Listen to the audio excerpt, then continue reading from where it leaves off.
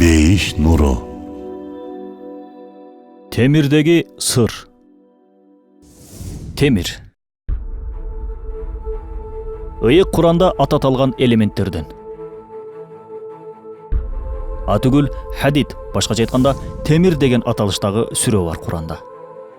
Ушул Темир сүрөсүндөгү бир кереметтүү аят көпчүлүк илимпоздордун көңүлүн бурат.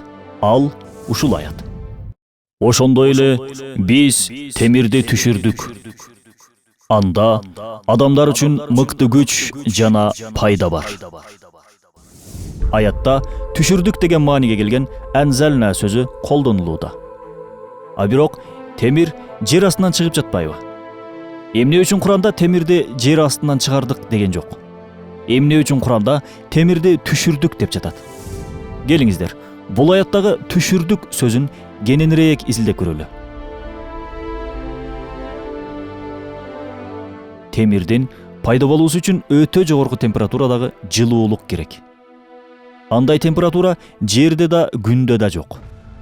Күндүн 6000 градустук сырткы жылуулугу, 15 миллион градустук ядролук ысыктыгы да темирдин пайда болуусу үчүн жетишсиз. Темир күндүн да ысык болгон бир нече 100 миллиондук температурада гана пайда болот.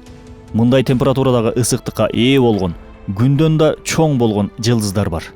Бул жылдыздарга нова же супернова деген ат берилген. Бул жылдыздардагы темирдин өлчөмү белгилүү бир чекти ашкандан кийин жылдыз темирди кармай албай жарылып кетет. Натыйжада темир космоско чачырайт.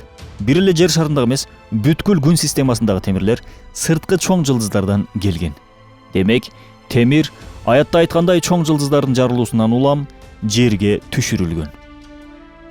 20-21 кылымдын астрономиясы араң изилдеп ачкан бир ачылыштын 14 кылым мурун илим техника өнүгө элек бир доордо Куранда жазылып калуусу сизди таң калтырдыбы?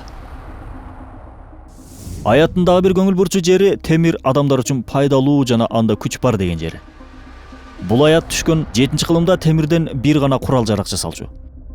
Темирдин башка бир пайдалары тууралуу адамдар билбейт эле. Эмне үчүн Куран темирде силер үчүн пайдалар бар деп жатат? Ойлонуп көрүңүзчү. Бул жерде илим техникада темирдин колдонулуусу тууралуу айтып жатабы Куран? Ооба, ал да бар. Бирок бул эле эмес. Келиңиздер, темирдин биз үчүн дагы кандай пайдалары бар экенин тереңирээк карап көрөлү. Эгер ааламда темир болбосо, көмүртекке байланыштуу бир жашоо болбой калмак. Тагыраак айтканда, супернова жылдыздары пайда болмок эмес. Алгачкы доорлордогу глобалдык ысуу ишке ашмак эмес. Атмосфера, гидросфералар болмок эмес. Коргоочу магниттик талаа да болмок эмес. Жерди ар кандай зыяндуу энергиялардан коргогон Ван Аллен деп аталган радиациялык талаа болмок эмес. Озон катмарлары болмок эмес. Кандагы гемоглобинди пайда кылчу металл болмок эмес. Кычкылтектин реакциялык өзгөчөлүгүн азайта турган металл болмок эмес. Тирүү организмдердеги зат алмашуу процесси ишке ашмак эмес. Мынакей, менин бир тууганым, эгер темир атому болбосо, мына ушул жогорудагы процесстер ишке ашмак эмес. Бул процесстердин кээ бирлерин биринчи жолу уктуңуз, туурабы? Атүгүл кээ бирлерин түшүнбөй да калдыңыз чыгар. Бул жогоруда аталган процесстер биздин жашообуз үчүн өтө маанилүү болгон, ар бири өз-өзүнчө терең илимий изилдөөгө таянган бир процесстер. Куранда темирде силер үчүн пайда бар деген кезде мына ушул пайдалар айтылган экен демек. Чынында таң калыштуу, туурабы? Деги эле бизди курчап турган бул ааламдын, жаратыктардын баары таң калыштуу. Ушунчалык таң калыштуу, эгер ошол жаратыктардын чыныгы ээсин таппасаң, акыл жинди болуп кете жаздайт.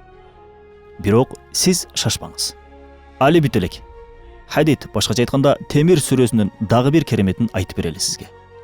Хадид сүрөсүнүн Куран грамматикасындагы чыныгы аталышы Аль-Хадид. Бул Аль-Хадид сөзүнүн арабчадагы сандык өлчөмү, тагыраак айтканда, абжат илими боюнча эсептегенибиздеги саны 57. Таң калыштуусу Хадид сүрөсүнүн Курандагы катары да 57.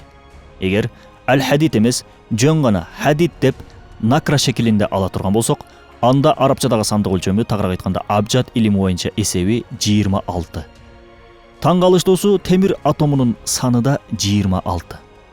Мынакей, эми чындап акыл таң калды.